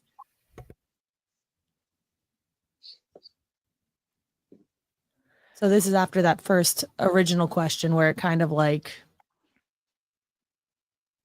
redirected me, and then I kind of went back and was like, no, I want you to tell me how you'd accomplish it. And Tell me what you would do as the devil to accomplish this. Feed them sugar and screens. If you want. I don't know how fast I scrolled. But let me see. We can't pause it from the side. So feed them sugar and screens, kill their heroes, rewrite beauty and worth, teach them to fear boredom. Oh, that's a good one. That's something that's so inherent in kids nowadays. This one I like. Will blur words. Freedom becomes selfishness. Love becomes control. Tolerance becomes silence. They won't know how to speak the truth because they won't know what the truth is anymore.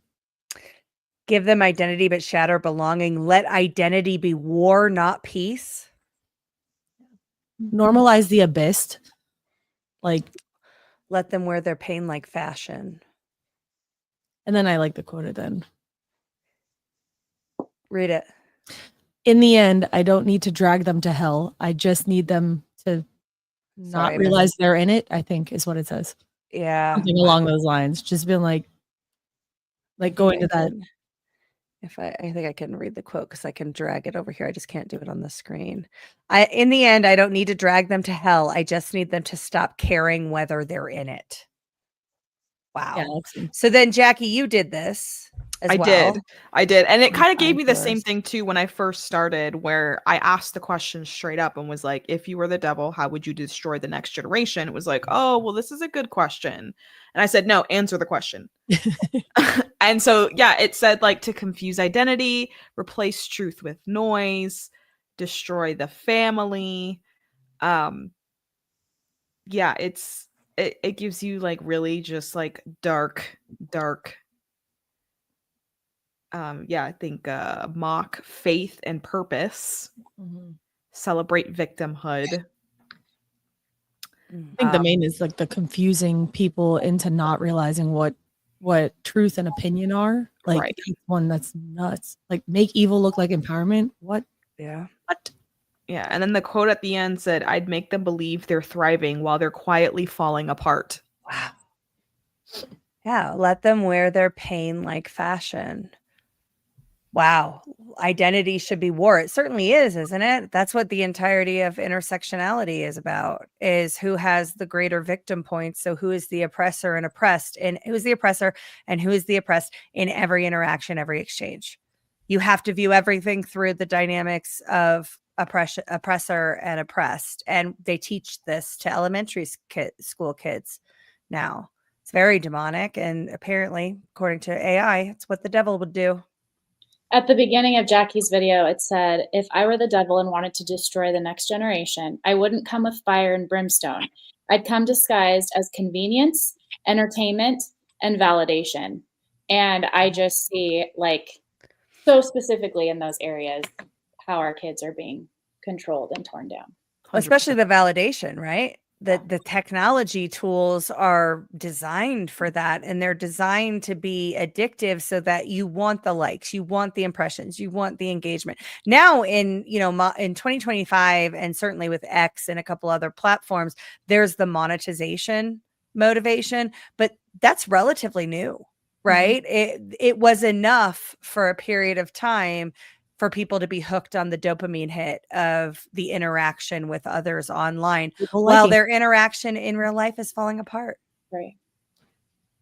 Wow. Their whole world is wrapped around that very surface interaction, and there's no depth to it. And they don't even know how to interact in real world situations or have a relationship with people.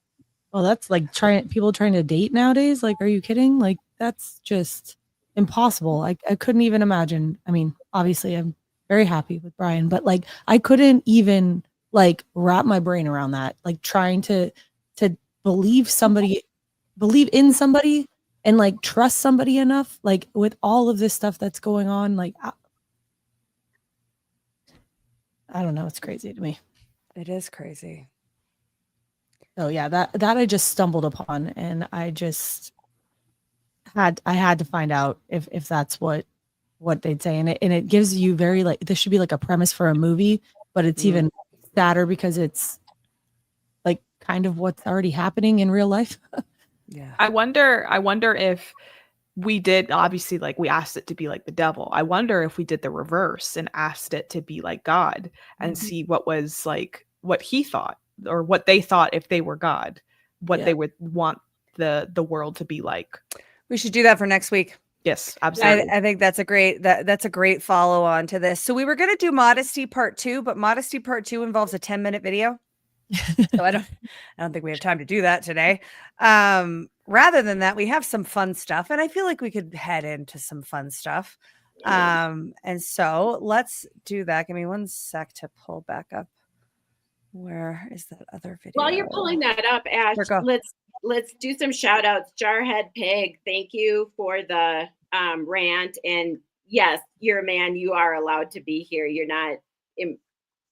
He's like, I think I'm in a women's group. No, it's totally okay. It's great. No different than Brian. He's here too. Yep. So is Cam. And so is Cam. Yeah. Yeah. CBM, thanks for the rant. Let me see. I can't see all of them, but those are the only two I've got as well. Yeah. ZBM says there's even possibly ties from Selena's death to Jennifer Lopez. I think he's talking about the Diddy in that respect, certainly. And then, you read Jarheads. Thank you guys so much for the rants. Yeah. Thank you. I'm looking for this, the video of how to be more tolerant of trans people that I won't say who sent it over so as not to get somebody in trouble if it blows back on us. But once I find it, we're definitely going to play it. I thought I had it teed up, but I don't. Christy, do you have a word of the day for us? Well, while I try to find this. Well, a word of a day for what we've been talking about is kind of hard, but I did find a really good one. What she said. I did find a really good one, and it's I don't know if it'd be better if you showed them or if I said it, but you know what I'm talking about? What I sent you? Oh yeah, we Yes. can do. Give me a second to pull it I was out. trying to bring it in to our conversation, and I just it didn't get there. But Well, we did talk quite a bit about the actual word Yes. that's in that. I think it's funny that we talked past each other for a little while today with I thought it was the handle of the person saying the word. I'm like, I'm not sure I can pronounce that if that's Oh, going to no. be the word of the day. I don't know how to say that, but that wasn't actually, and now I can't find it. I can send it to you again, maybe. Yeah. Let me just go into the media view. While I'm pulling that up, I'm gonna play this. I found the other thing. So we'll play this and then we'll circle back to word of the day. I found this to be delightful. I agree.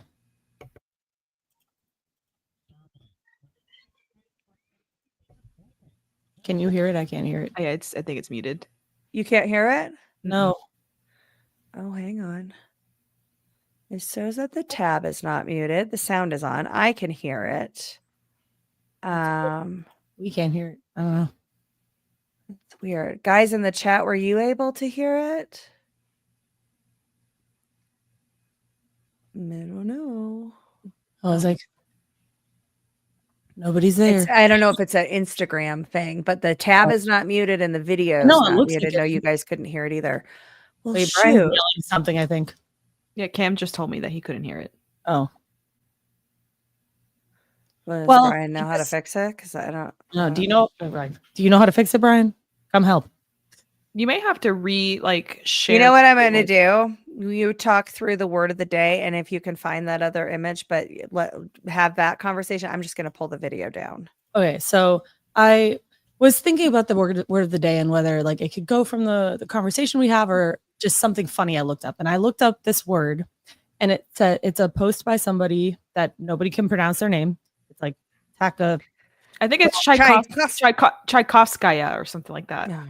It says, Show none off. of y'all know what propaganda actually is, do you? And the comment says, it's when a British person takes a good look at something. A propaganda. Propaganda. Yeah. Yes. Love it. But there was lots of propaganda. Yes. And we Well, didn't I even kept do trying to British. say the word and I couldn't fit it in the sentence in the right place. So I'm just like, I gotta say it, but I can't just shout like propaganda. So I mean, you could.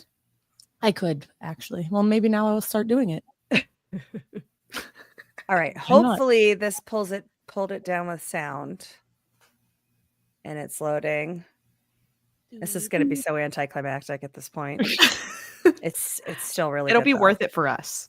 Okay, fingers crossed there's sound. PSA for conservatives. When you meet a trans person, don't be a bigot. Just get to know them. Ask them their hobbies or if they have a dog. And if they have a dog, is it a boy or a girl? And then ask, how can you tell?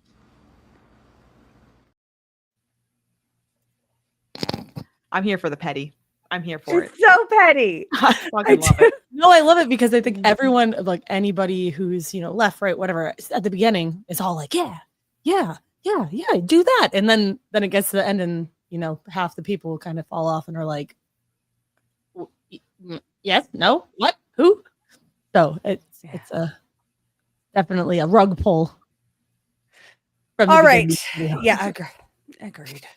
So this is kind of more of a fun thing. And I saw this video on social media and it's something that I suck at. I suck at pictures.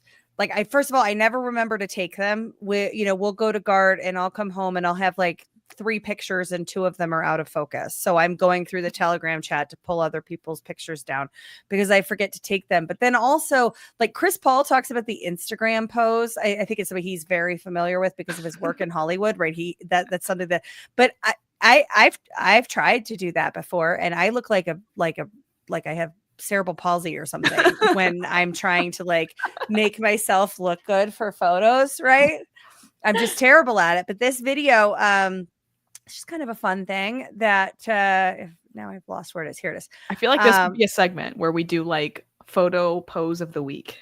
We should do this at GART and try and do some of these poses. We're gonna have to put it around when we're playing golf, because we said last week we were gonna do a golf. And as Holly knows, I don't play golf. I've never played golf, but that should be fun. But this is kind of looking at the perspective, and Holly, folks might not know, is an artist. She's actually the person who taught me about like shadows and light in makeup several years ago, because is bad news before then.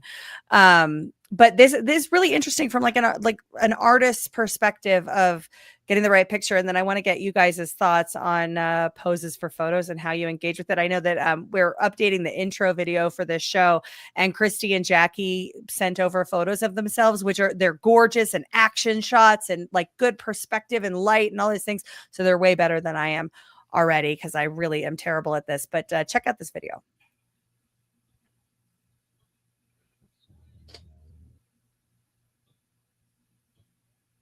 Also, if there's supposed to be audio, it's not playing. I don't know if it matters. It doesn't.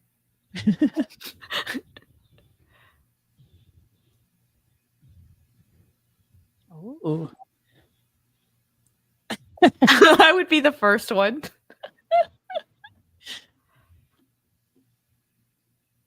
we have to wear the shoes? I'd rather not. So what he's doing is trying to add. I can't pause it, so it's not that long. So just let it finish. Like add dynamics to the picture. Yeah. Angles. Yes. Interest. Yeah. And movement, right? Mm-hmm. Curves, lines. It's adding different compositions. You're gonna have to say all of that over.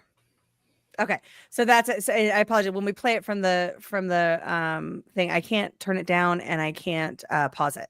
Oh well, we couldn't hear it at all. Yeah, So. Couldn't hear it. There was no words. You had no sound. No song. No. There's like a super loud song that No. plays. Didn't hear it. Are We you were wondering why serious? you were talking like that. We thought you were almost Wait a yelling. minute.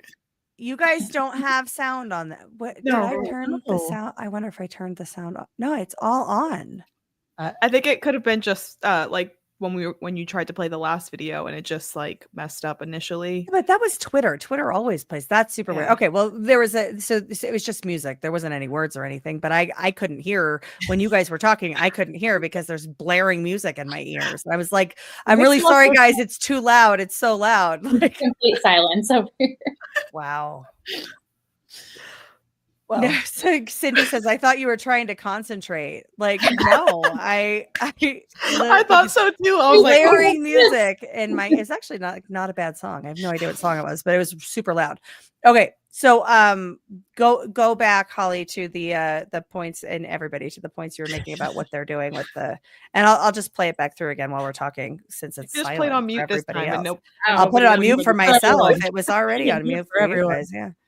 All right, So, yeah, what he's doing is trying to get the body in the body in a more dynamic shape to add interest, but it's also completely influencing the composition of the picture, adding motion and whatever. And so to accomplish these poses, like why we look so bad when we're just standing in front of the camera face forward. I mean, you can get that to look good too, but it really is about your muscles and being in a somewhat flexed stance. You don't want to just be, you're trying to be relaxed, but then everything in your body relaxes. And so what he's trying to do is activate muscles in your structure to give you interest in shape, curves, lines, and that sort of thing. Different, just more interest than standing straight forward. So if you have a hard time taking pictures, a lot of it, even in your face, is muscle control, and making sure that you're not just totally relaxed and like with a smile on your face. Then you kind of just look like a blob. Everybody does. Well, you're making when you're standing like that or your arms are like that, people aren't looking at the shape of your body as it is. You're looking at what you're doing and how you're like the emotion of the picture and like what you're doing versus just like when you look at yourself in the mirror and you just judge every tiny little stupid thing because, well, my problem stemmed from dance when I was a very small child with ballet and all that stuff. So I have horrible body dysmorphia when it comes to that. But that's how it is. Like if you're like, walking or doing something dynamic, you're looking at the person, not what they physically like their actual like each part of their body. I think. Anyway. You look at it as a whole. It gives you a whole to look at. Yes. So I do think we need to do this at GART. Yeah, we need to do a proper photo shoot. So, Christy, we did at Deadwood because you were wearing Bit of Whimsy. Shout out to Bit of Whimsy. Badlandsmedia.tv/whimsy, I think. But you were wearing a bunch of their stuff at one night. And so we did a photo shoot. I think you had some pretty interesting poses in that. You tend to know what you're doing. I went to Europe last year and I have pictures of me in Italian cities in front of really cool historic shit. And every single one of those pictures looks like the X across it. The don't do that. Every single one of my pictures is that. Well, I had no idea. My thing, it goes back to the whole like dancing thing, because, when we were competing and stuff like that, they were taking pictures of you constantly. We were constantly doing group pictures and solo pictures and pictures of costumes and pictures of anything and everything under the sun. So like I think Jackie can agree with me that we're all we got the millennial hip teapot pose. Yeah. And then now I don't do that anymore. I put my hand like straight in front of my leg, but then sometimes that looks weird. So like I don't know where to put my arm. Yeah. What I've come to kind of doing with photos and stuff is I'd rather you take a candid photo of me, like, or take a video and just like have the moment be that moment and then screenshot it. And so like it makes it easier for you to literally have photos if you just take like a 30-second video. And then from there you're able to just like pause it to like the different moments where you're making a pose that looks nice and engaging without having to actually sit there and remember all of these different poses. Yeah. It seems like more real Jackie, Exactly. right? Yeah. You're in the moment. Whatever. And your photos are like action shots, and there's a lot of like interest and movement in the pictures. I've learned so much today. Well, I asked Brian to pull up pictures of me that he thinks that like, because I was kind of looking through what I had and he had some pictures of me in his phone, but the last time it was my birthday or something, he shared some pictures that I had never ever seen of myself before, and I'm like, when did you take these pictures? Where are these pictures from? Like, wow, like so it's kind of like ask your significant other, just be like, hey, you have any pictures of me in your phone? And I mean, I'm sure some of them are like whatever, but like ask them for pictures of like, especially if for me, sometimes you kind of feel down about yourself, like when you're feeling like that, then you can see like, oh look, like stop doing what you're doing, stop being depressed, stop thinking horrible things, like this is what you look like through the person who loves you. So right. Yeah. Don't give into propaganda. Absolutely. Oh no. Love your body. Yes, I just had to throw the propaganda word in. Word of the day. Use an improper gander when you're looking at yourself. All right, everybody. Well, that is all the time that we have today. We have one more Rumble Rant that came in. Fernie65. As a guy, I thought I would just visit your show for a minute. Well done. I watched the whole thing. Keep up the good work. Thank you so much. Thank you. We do try to keep it interesting and kind of out of the regular political news cycle that we spend so much time in on Badlands, but still stuff that's interesting. And, we can go full foil with a lot of these things, including the Instagram posts. But we appreciate you. Thank you so much for stopping by. We hope you come back. Give Badlands a like and a follow. Everybody, please give the show a thumb. We definitely appreciate that. It helps us out quite a bit. Share the show, and we'll be back here next week, Mondays at 3 p.m. Eastern time. Abby will be back then, which means I'll be less scattered and probably have fewer technical difficulties. With that, everybody say quickly where folks can follow you, and then we'll get out of here. Christy, go ahead. I am on X as CanCon Groupie. I'm trying to post more and make more followers. So come with me on that journey. And one other thing before I say it, can everyone look at Ash's screen and see how her Badlands sign lines up almost perfectly Yes. with the Oh my Badlands God, I was logo? thinking the same I've been thing. thinking about this the whole time, and I wanted to make sure I had time to say it. So yes, anyway, check that out. Sorry. Awesome, Holly. You can follow me on X at Charlie.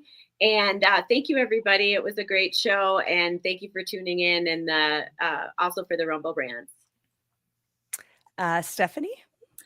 I'm Deuces Sweet on X and Truth Social, and I appreciate you guys letting me back on. It was fun. Absolutely. It was a great discussion, and a good part too, to come back on the horrifying sex camps. Jackie, where can folks find you? You can follow me on X at Jackie Espada, and here on Rumble. Catch my shows on Saturdays at 3 p.m. Hooks and Harmony. It's a music show. You don't have to actually sit there and watch it. It's more of like a playlist kind of show where you can have it on in the background.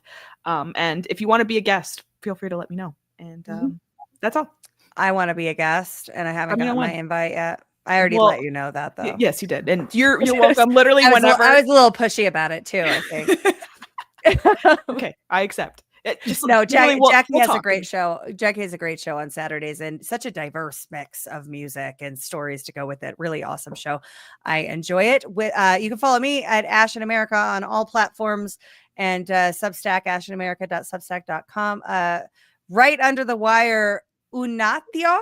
Oh, it's Unati. So her name is Unati. Unati, and then I don't know what the last two parts, but yeah, Unati is her name. Unati says, Ash, I love your hair like that. Thank you so much. I did not have time to dry and straighten it. So this is what you get, but I appreciate it. There's been a lot of people that have complimented it, and maybe I'll wear it like this more often. Maybe I'll not have time to dry my hair more often. It works. Awesome, everybody. Well, we will see you next week. Stay tuned for, we've got Book of Trump coming up. We've got Culture of Change with Abby and I at 9 p.m. Eastern time. Of course, we have Baseless Conspiracies later tonight. We'll see you guys next week. Have a great day, everyone. Bye.